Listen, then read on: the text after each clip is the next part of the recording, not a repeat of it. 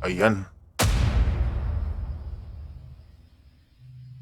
Ayan. Heto nga ang pag-usapan natin ngayon mga reaction update pitch na may panibago na naman ng video itong si Marcos Jr. Noong mga nakaraan itong nilabas ni Mr. Dean Chase medyo malabo. Pero ngayon sa panibagong video mga ka-update, kitang kita nga ho kung ano talaga ang ginagawa ni Bobong Marcos Jr. dito kay Mr. Tubig. Nakakadiri ho ito mga ka-update.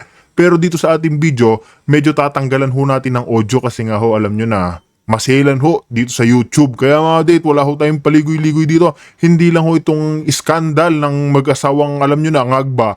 Ang ating pag-usapan, pati nga rin ho itong si Boying Remula, nagtutulong-tulong na ho talaga sila. Ayan, si School Bukol, Pinky Lacson, lahat ho sila mga ka-update na ayan nga, alam nyo na, baliktad ho sila. Tutol ho sila. Saan? Sa Supreme Court. Kahit yan ho si Joel Chua. Kaya mga update, wala ho tayong paligoy-ligoy dito. Kung bago lang ho sa ating channel, isang like, isang share, isang subscribe lamang ho. Malaking tulong na ho yan. Reacta na ho tayo dito. Na kung saan ay tuluyan na pong pinawi yung pag-asa ng mga kritiko po ni BP Sara Duterte na kung saan pinal na po ang desisyon ng Supreme Court. Ito hong pagdideklara na unconstitutional o labag sa ating saligang batas yung inihanging impeachment laban po kay BP Sara Duterte. So ito ho, mga kababayan, ang nag-iisang maestrado o justice sa Supreme Court na ini-appoint ni Pangulong Marcos Jr. ay hindi rin po sumang-ayon. At sa halip ay siya po ay kumampi dito po sa kay BP Sara Duterte na kung saan ay lumilitaw napaboran po dito po sa naging desisyon ng Supreme Court. At ang ating tinutukoy mga kababayan ay ito pong si Associate Justice Raul Villanueva. Siya po ang nag-iisang ini-appoint itinilaga ni Pangulong Ferdinand Bongbong Marcos Jr. sa Supreme Court. At siya po ay sumang-ayon na ito pong articles of impeachment na naunang inihain kay BP Sara Duterte ay unconstitutional at lumabag sa 1-year bar rule. Ayun po. At sa kanyang separate opinion, kasi ho yung mga maestrado po ng Supreme Court, pwede silang may kanya-kanyang sariling opinion, concurring opinion, separate opinion, hinggil sa kanilang naging boto. Ito ho, sabi po ni Justice Villanueva na ang House of Representatives ay umabuso sa kanilang impeachment power at na kung saan ay yung in-archive ho nila, yung merely archiving the complaints sa halip rather than resolving them. At so yun ho, at ang binabanggit ho nito, kaya kasi di ba sunod-sunod ho yung inihain na impeachment laban po kay BP Sara Duterte. Tapos yung unang tatlo, ang ginawa nila ay kumbaga sana ikinahon itinabi. Tapos yung pang-apat po na impeachment complaint, nung nakita nila na ito malakas-lakas, yun ho agad ang pinapirmahan. Nakakuha ng 1/3, di ba? At sa katunayan, may 200 po ang pumirma sa impeachment complaint niyan ni laban po kay BP Sara Duterte. Pero sabi po ni Justice Villanueva na ito maliwanag na talagang walang constitutional basis yung ginawa nilang pagtabi sa tatlong naunang impeachment. Sabi po ni Justice Villanueva na ang archiving, yung pag-archive sa unang tatlong impeachment complaints laban po kay BP Duterte ay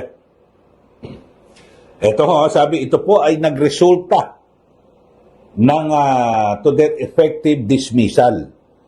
So, dahil yan, ay ito na po ang nagsilbi o hudyat na yun na po. At nagkabisa na yung 1-year bar. Tama. Na yan.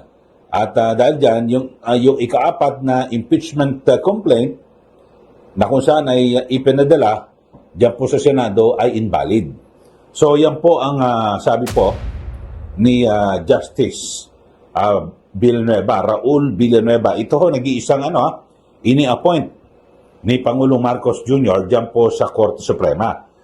So, sa bagay, lahat ho ng mga maestrado ng Supreme Court. Ito kasi unanimous po ito. Sa 15, yung 13, kasi yung dalawa ko wala nakabakasyon ho, no? Itong si Justice Kagiwa at Justice Singh. So wala po yan. So ito ho. Pero unanimous ho, ni isa man, wala pong tumutol dito po sa naging desisyon ng Korte Suprema. Ang nakakapagtaka nga, mismo, di ba, yung nag-iisang ini-appoint ni Pangulong Marcos Jr. Wala. Kahit man lang sana nag-abstain lang po siya. Hindi ho, talagang sumama po siya sa mayorya. Bakit ho? Kasi alam niya na tama ang desisyon ng Korte Suprema. So, yun po ang issue rito nating pinag-usapan. At kasabay ho niyan, ay meron naman pahayag, ito hong si BP Sara Duterte, na ang sabi ho niya, alam nyo, talagang hindi ho siya tatantanan ng mga kritiko po niya, at taon-taon talagang hanggang sa matapos yung kanyang termino, ay siya po ay pauulanan ng impeachment complaint. Pero kahit na gaano karami, ay handa niya po yung harapin. Tama. Ito. Nakita naman ho natin noon pa man mga kapatid, di ba last year, kung hindi, 2024 kasi gusto ho siyang pa-impeach noong mga panahon na yan. Kakapasok naman ho ng 2026. Sinabi niya na ho mga kapatid na kahit i-impeach siya ng i-impeach, lalabanan daw ho niya. Gusto nga niya daw ho ng bloodbath mga kapatid. Bloodbath ho ang gusto ni BP Sara. Maglaban-laban na ho ha. Wala ho siyang pakialam dahil alam niya mismo sa kanyang sarili na malinis ho ang pangalan niya. Yan ho yung ikatatalo ng admin ni Marcos Jr. Kitang-kita naman ho natin kahit na nagtutulong-tulong itong mga alipores, alipunga ni Bongbong Marcos, wala ho silang malakas na ebidensya. Wala ho silang malakas na pagpapabagsak kay BP Sara. Korte Suprema nagsalita na 13-0.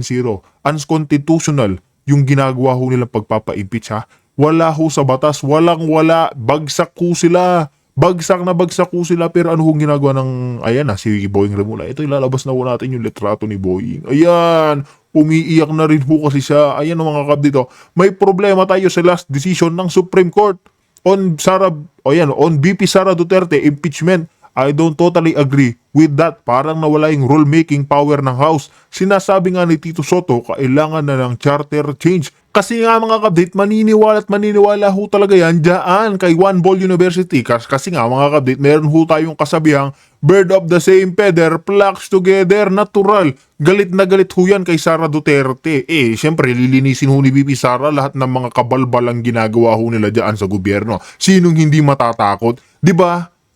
Yan yung pinangako ni Bonjing Remula na kakasuhan niya ng GRAP. Lahat, corruption, malversation, gusto niya hong ikulong. Sino? Si Sara Duterte para ho hindi makatakbo sa presidential election. Yan ho yung pinag-iinitan nila. Yung mga billion-billion yung pondo. Samantalang yung vice presidenteng merong 125 confi funds, yun ho yung puputok ng kanilang butso, yung presidenteng Ngagba na meron pang, alam nyo na yan, yung ilalabas ho natin yung video ni Ngagba mamaya, pati yung, alam nyo na, scan. Yan ho, ilalabas ho natin yan dahil dito may panibagong video nilabas. Sino? Si Mr. Dean Chase. Nakakakilabot ho yan mga ka-update ha. Nakakaninig ho ng laman. Dahil dito, makikita ho natin, baklita pala yung presidente.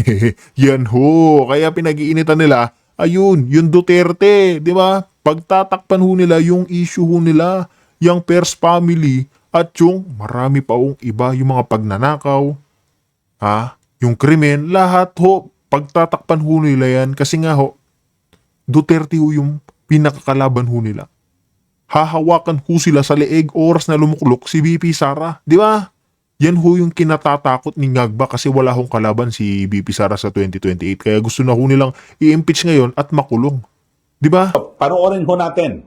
Ito, direkta pa ho mismo itong interview na ito diyan po sa The Hague, Netherlands na ipinadala po sa akin ng Office of the Vice President. Panoorin natin, ito pong si BP Sara Duterte.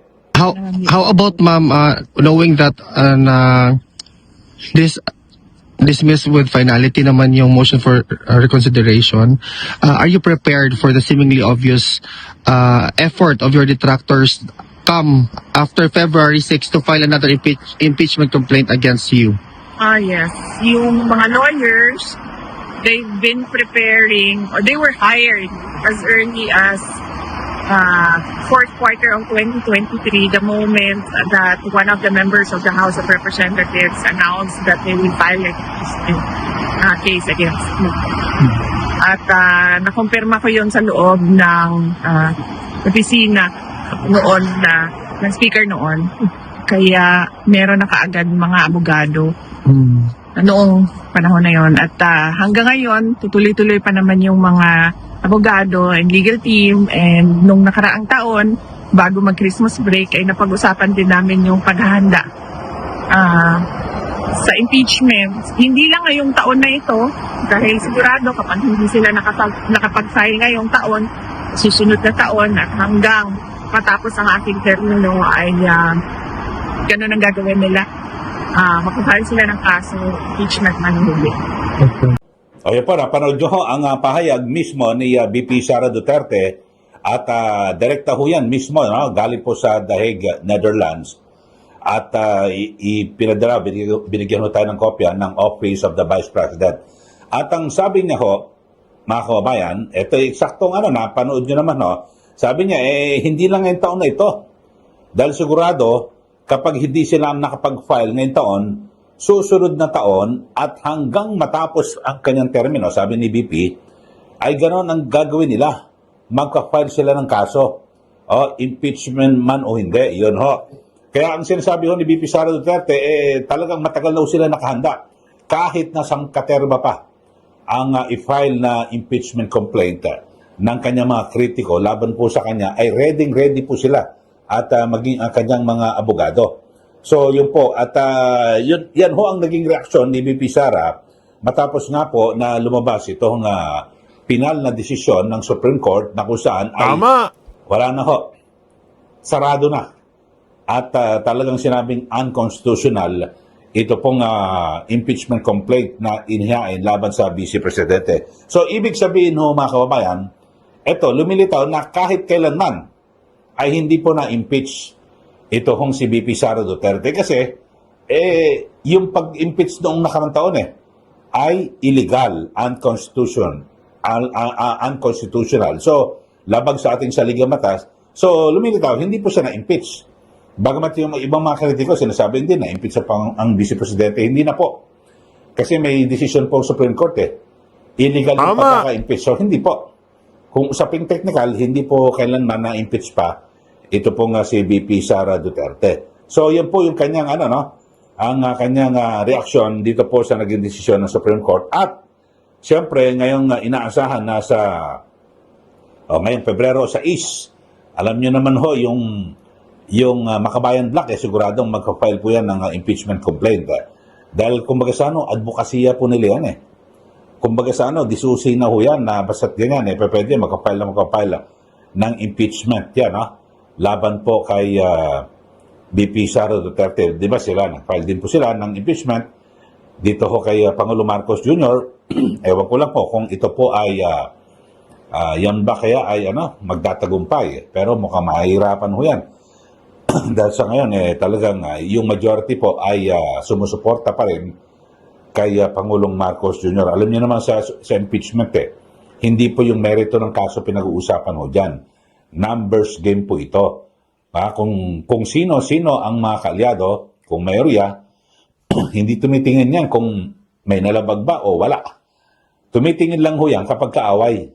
Yung ipapa-impeach. Katulad doon kay VP Sara Duterte, talagang hinihimay-himay nila na keso, eto lumabag sa batas, dahil sa confidential funds. Ayun nga, totoo nga ho yan mga ka-update na tingnan nyo, hinihimay-himay ho nila itong si VP Sara dahil nga sa 125 confidential funds. Samantalang yung ngagba na presidente, merong 4.5 billion na confi funds. Ngayong year 2026 lamang ho, kapasok-pasok ng taon na ito, meron ho siyang 4.5 billion confidential funds. Pero nasaan si School Bukol? Nagsalita ho ba? Wala ho siyang sinasabi, nananahimik ho siya. Si Pinky Lacson ho, nagsasalita ho ba siya patungkol dito sa presidenteng malakas humithit ng white powder? Wala ho. Ayun nga mga kapatid, mismo sa COA, malinis na ho yung pangalan ni VP Sara. Samantalang si Marcos Jr. Wala ho. Kahit kalkalin nyo pa ho yung listahan dyan sa COA, talagang wala. Malabong malabo ho yung presidente. Diba? Ito, pero depende ho yan mga kababayan. At abangan ho natin, siyempre, ang tawag nga dyan numbers game. At kung sino ang gusto nila na suportahan, yun po mananaig. At kapag hindi tumuloy, dyan po sa House of Representatives, wala nang mangyayari paglilitis dyan po sa Senado. Okay, so yun lang po mga kababayan. Ito nga isyong ito dito po sa impeachment.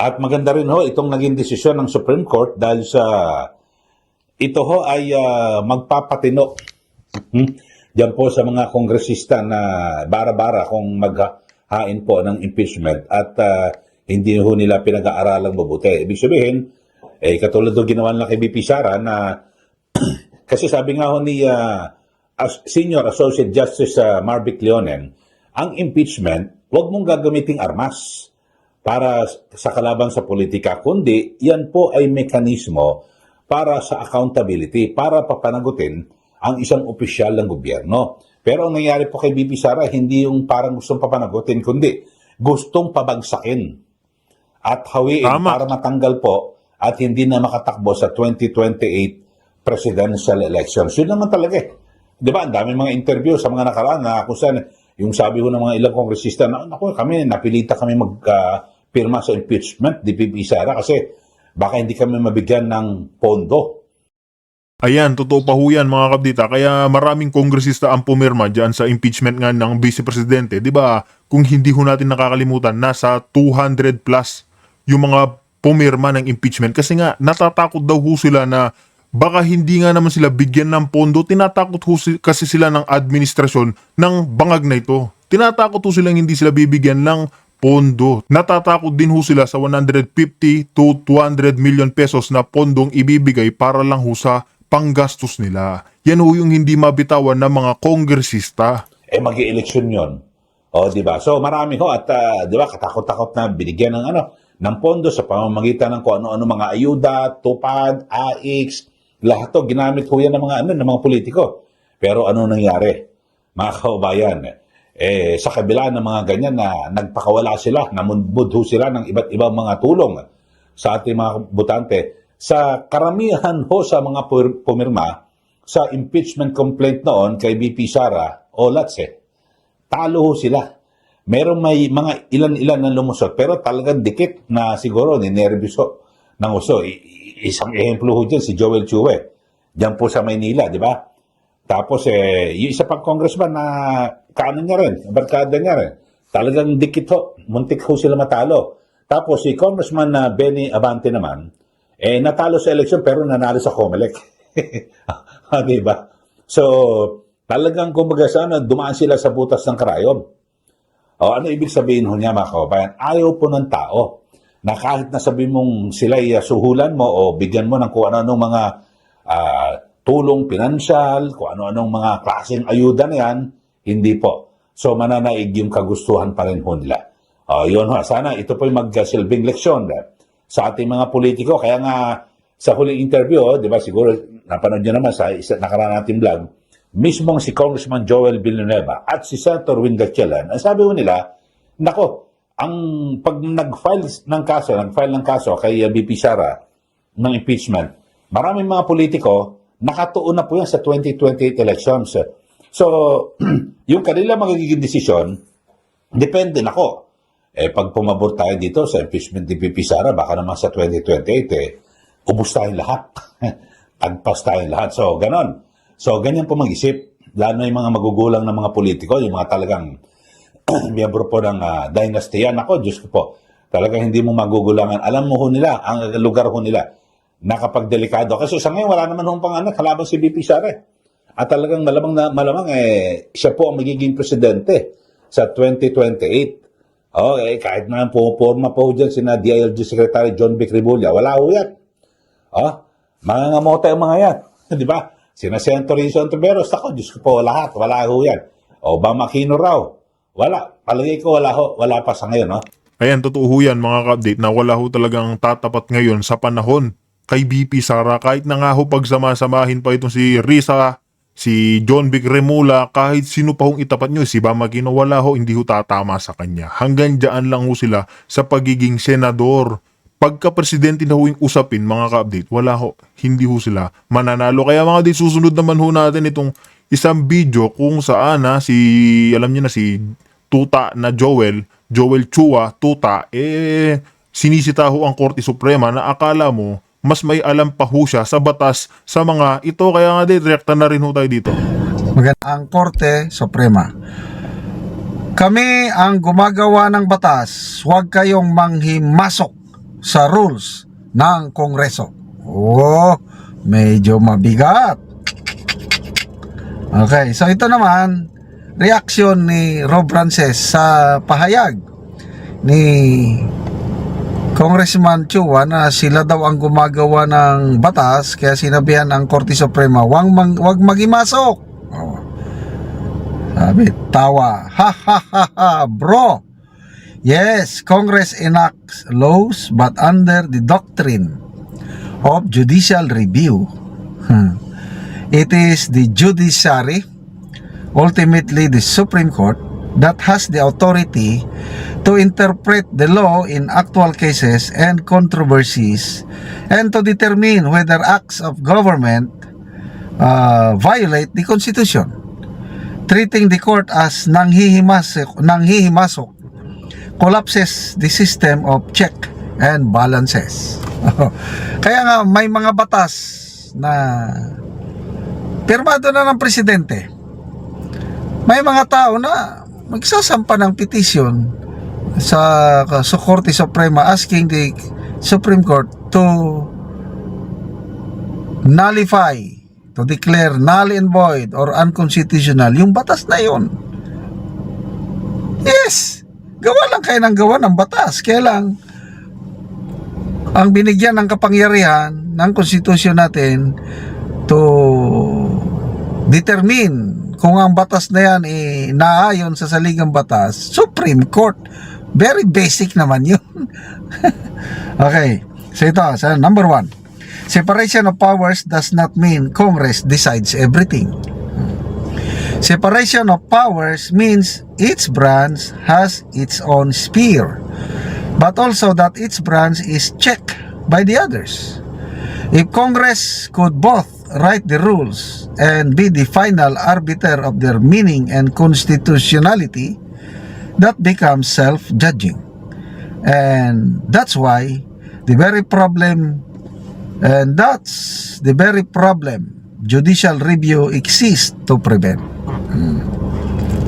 Kaya baka hindi alam ni abogado pa naman to si Congressman Chua yung tinatawag niya judicial review. Number 2, internal rules are not immune from constitutional limits. Kasi ito ang nirereklamo na may house rules na kami sa impeachment. Bakit nyo pakikialaman? Kaya inasabi ng isang senador na that's judicial legislation. Hindi niya matanggap. Yes, Congress has authority over its internal proceedings, but that power is not absolute. When congressional rules or procedures affect constitutional rights, evade constitutional duties, or amount to grave abuse of discretion, the matter enters the zone of judicial review. Hindi panghimasok yan. That is enforcement of constitutional supremacy. Kasi hindi naman perfect ang isang institution. May mga instances na makaligtaan o mabiolate ng Congress sa pinasa nilang batas yung constitutional rights ng tao ba o ano. Kaya kailangan ng judicial review, trabaho yan ng Supreme Court. Number 3, the Supreme Court does not make the law. It policies yung aayusin, constitutional boundaries. When the court interprets a statute or reviews congressional rules, it is not rewriting legislation. It is doing what constitutional design requires, which is ensuring that government action stays within the four corners of the Constitution, and that no branch uses procedure as a shield against accountability. Number 4, what Chua is really arguing for is unchecked legislative power. If the Supreme Court is barred from reviewing Congress' interpretation of its own rules, then Congress becomes judge of its own cause. That is opposite of check and balances. That is institutional impunity by design. So, bro, sabi niya, quick civics repressor, the Supreme Court exists as the Constitution's final guardrail, especially when internal rules are bent to block rights, stall accountability, and kill constitutional remedies through procedural gymnastics. So ito po, ang naintindihan ko, itong desisyon ng Supreme Court, nire-require ng Supreme Court na kahit sa isang impeachment nakaabot na ng 1/3 na perma ng mga kongresista, which is enough para iakyat ang impeachment sa Senado, nire-require pa rin ng Supreme Court na dapat yung impeachment complaint na yun dadaan pa rin sa Committee on Justice para yung nirereklamong impeachable official magkaroon ng due process, yung kanyang karapatan to hear the charges, karapatan niya to explain himself or herself, masunod. Yun ang hindi nila matanggap na bakit nyo kami diktahan. Ako naman bilang simpleng mamamayan, nagpapasalamat ako at may Supreme Court na nag-i-interpret ng lahat at nag-set ng guidelines para magkaroon ng due process. Kasi ang pundasyon ng ating democratic society, due process. Kung hindi nasundin ang due process, wala na. Ayan, sinabi na nga ho dito na kung hindi sinusunod yung due process, katulad doon ng ginawa dyan kay former President Rodrigo Duterte, bigla na lamang tinapon sa ICC, ganyan din ho yung pwede nilang gawin sa ating BP Sara. Kaya mga kabdit, hindi ho natin papatagalin ito. Isusunod na ho natin itong ang video ni, alam nyo na, ni First Lady at ni Bangag. Ito, mas nakakadiri ho ito mga kabdit ha. Kaya rekta na rin ho tayo dito. Ito nga mga kabdit, babasahin ho natin kasi ito wala hong audio ito. Sulat lang ho ito ni Mr. Dinches. Ayan mga kabdit, umpisahan na ho natin. Good day everyone. Ayan, umpisahan na ho natin. As you know, it has not been an easy journey. Ayan, we have been going in and out of public. It's hard. So many things had happened. Things I can talk about. And things I cannot. Ayan, katulad ho nito mga update. For now, we are safe. But we really don't know up until when. Mr. Tubig is scared to death. Ayan mga update, syempre, alam nyo na, ito si Mr. Tubig, para nga naman sa si safety ho niya, tinago ho yung mukha niya, at alam nyo na, kasi hindi rin ho maganda, o yung nilalabas na mga, alam nyo, mga video ni, ngagba. Hindi ba? Which is rightfully understandable. Naintindihan naman ho natin. But I was able to convince him to release bits of clips. Ayan, na-convince niya raw ho itong si Mr. Tubig, mga kabdate, na maglabas ng kahit papano o kakaunting clips dun nga sa nangyaring, alam niyo na yung skandal na lumabas ni First Lady at ni Ngagba, yung, alam niyo na yun, yung Mr. Tubig. I can't, it's too big, sabi ho ni Ngagba. Ayan. That has zero traces of him in them. Ayan. The video is a bit dark but we found ways to superimpose them and set it on night mode to increase its brightness. Ayan mga update, medyo na-edit naman daw ho nila yung video na pakakadilim ho nila para nga naman ho, pag na-post na katulad nito sa social media, hindi ho pwedeng tanggalin. Ayan, katulad ho nito. Ayan.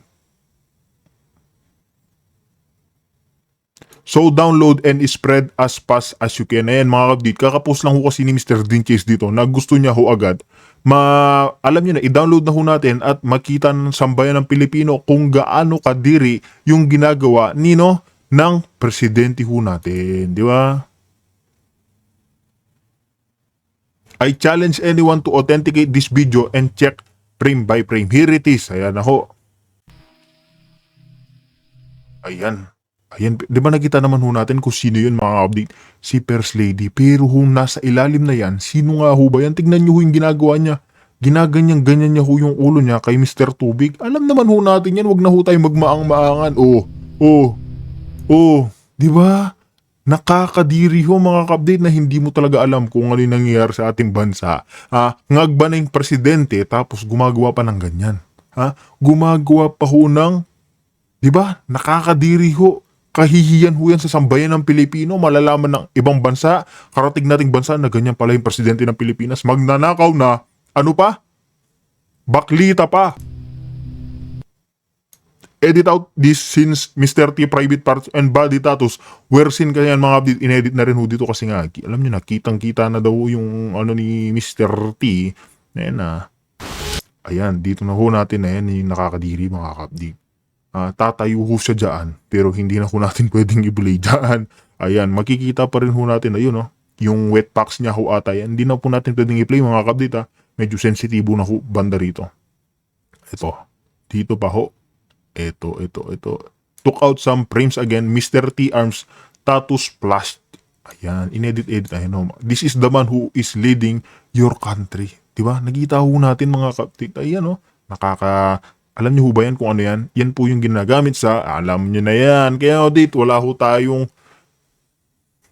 Kaya nga mga update, kung meron po kayong gustong pag-usapan sa comment section na lang ho, talagang nakakakilabot ho ang nangyayari ngayon sa ating presidenteng ngagba at sa First Lady. Hindi lang ho yan mga update Pag-usapan din ho natin sa comment section yung mga alam niyo na sila One Ball, sila John Big, sila Remula, sila Boying. Ayan, lahat na lang ho sa comment section. Kaya mga update, dito na ho natin tatapusin ang ating reaction video.